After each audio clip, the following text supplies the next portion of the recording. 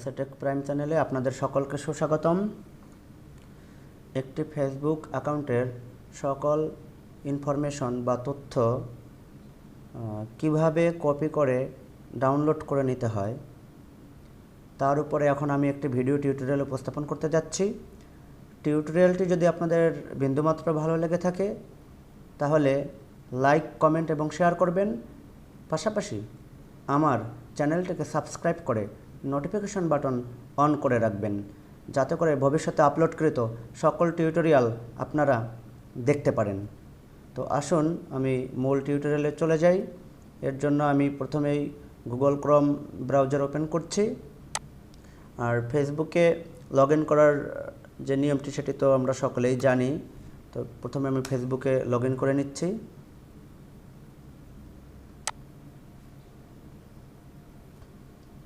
ফেসবুকে log in করার পরে আমরা প্রথমে যে মূল ফিচারটি বা মূল পেজটি এভাবে দেখতে পাবো। আমরা একদম সর্বডানে চলে যাব। এখানে অ্যাকাউন্ট যে অপশনটি রয়েছে, অ্যাকাউন্টে ক্লিক করব। অ্যাকাউন্টে ক্লিক করার পরে আমরা একটু নিচের দিকে নামবো। এখানে দেখব সেটিংস অ্যান্ড প্রাইভেসি, এই অপশনটিতে ক্লিক করব। ক্লিক করার পরে অ্যাগেইন সর্বপ্রথম যে অপশনটি রয়েছে সেটিংসে ক্লিক করব। ক্লিক করার পরে আমরা জেনারেল দেখতে পাচ্ছি, সিকিউরিটি অ্যান্ড লগ ইন দেখতে পাচ্ছি। এরপরে আছে ইওর ফেসবুক ইনফরমেশন অপশনটিতে ক্লিক করব। ক্লিক করার পরে আমরা এই যে প্রথম দেখতে পাচ্ছি অ্যাক্সেস ইওর ইনফরমেশন, এরপরে আরেকটি অপশন রয়েছে, তারপরে আছে ডাউনলোড ইওর ইনফরমেশন। এই ডাউনলোড ইওর ইনফরমেশনে আমরা ক্লিক করব, অথবা এই যে ভিউ অপশন যে দেখতে পাচ্ছি এই ভিউ অপশনে ক্লিক করব। অর্থাৎ এখানে লেখা আছে download a copy of your information to keep or to transfer to another service. অর্থাৎ এই অপশনটিতে আমরা ক্লিক করব। ক্লিক করার পরে এরকম একটি পেজ চলে আসবে। এখানে লেখা আছে ডাউনলোড ইওর ইনফরমেশন। অর্থাৎ এখানে যে ইংরেজিতে এখানে লেখা রয়েছে যে you can download a copy of your Facebook information at any time. You can download a complete copy, or you can select only the types of information and date ranges that you want. You can choose to receive your information in an HTML format that is easy to view, or a JSON format which could allow another service to import it more easily. Downloading your information is a password protected process that only you will have access to. Once your copy has been created, it will be available for download for a few days. If you like to view your information without downloading it, you can access your information at any time. তো যাই হোক, এখানে যে বিষয়টি বোঝানো হয়েছে সেটি হচ্ছে আমরা এই ফেসবুকের সকল তথ্যগুলোকে দুইভাবে আমরা কপি করে ডাউনলোড করতে পারবো। একটি হচ্ছে HTML ফরম্যাট আর একটি হচ্ছে JSON ফরম্যাট। তো এখানে HTML ফরম্যাটে কপি করে রাখাটাই বেশি ভালো আর কি। তো আরেকটি কথা বলা হয়েছে যে এটা পাসওয়ার্ড প্রোটেক্টেড, অন্য কেউ এটি পারবে না, যার অ্যাকাউন্ট সেই করতে পারবে, যার আইডি পাসওয়ার্ড জানা থাকবে। আর বলা হয়েছে যে যখন এটি কপির রিকোয়েস্ট করা হবে তারপরে 2-3 দিনের মধ্যে একটু সময় নেবে, তারপরে আমরা ডাউনলোড করে নিতে পারবো। এখানে কথাটিও বলা রয়েছে। তো এই আর কি। আর ডাউনলোড করার পরে কপিটা যখন হয়ে যাবে তারপরে আমরা এই তথ্যগুলোকে ডাউনলোড করে নিতে পারবো, অথবা সরাসরিও আমরা অ্যাক্সেস করতে পারবো, প্রবেশ করতে পারবো অ্যাকাউন্টের তথ্যগুলোতে। তো যাই হোক, এখানে প্রায় আমরা দেখতে পাচ্ছি প্রায় 30 ধরনের সার্ভিস রয়েছে এখানে।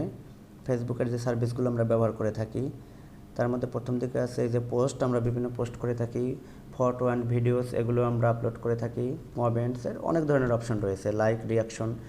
এই সকল তথ্যগুলোই যদি আমরা কপি করে ডাউনলোড করে নিতে চাই সেক্ষেত্রে এই ডান পাশে যে টিক চিহ্ন দেওয়া আছে এগুলো টিকগুলো দেয়া থাকবে।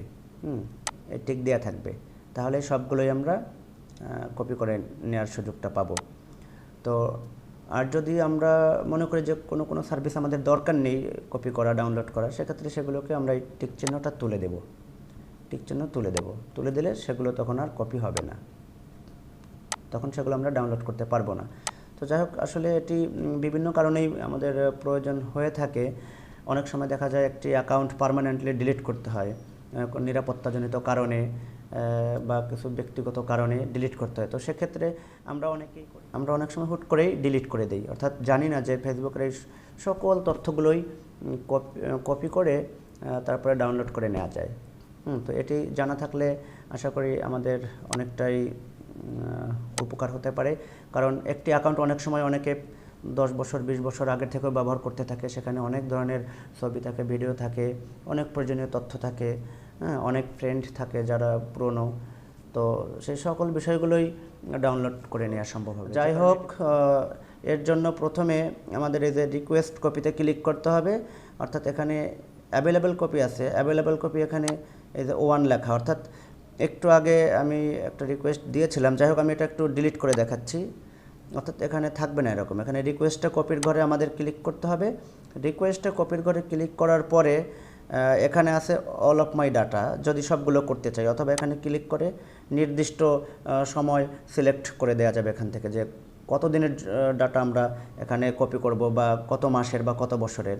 সেটা যদি না করি, অল অফ মাই ডাটা থাকলে সকল ডাটা আমরা কপি করে নিতে পারবো। আর ফরম্যাটের ঘরে HTML থাকবে, এখানে JSON আমাদের দরকার নেই, HTML ফরম্যাটে আমরা করবো। আর মিডিয়া কোয়ালিটিটা কেমন হবে, এটা কি হাই, মিডিয়াম নাকি লো, আমরা কোয়ালিটির ঘরে হাইই দেবো। হাই কোয়ালিটিতে ডাউনলোড করে নিলে রেজলিউশনটা ভালো হবে, সেই সকল ভিডিও অডিও বা যেগুলো আমরা কপি করব সেগুলো আমরা তখন ভালোভাবে দেখতে পারবো, এটা সুবিধা হবে। তো এরপরে আমরা ক্রিয়েট ফাইল যে অপশনটি দেখতে পাচ্ছি, এই ক্রিয়েট ফাইলে একটু ক্লিক করব। ক্রিয়েট ফাইলে ক্লিক করলে পরে তখন এই যে রিকোয়েস্ট চলে গেল, a copy of your information is being created, একটা রিকোয়েস্ট এখানে এটা হয়েছে, ক্রিয়েট হয়েছে। তো এরপরে 2-3 দিন সময় হয়তো নিবে ফেসবুক কর্তৃপক্ষ।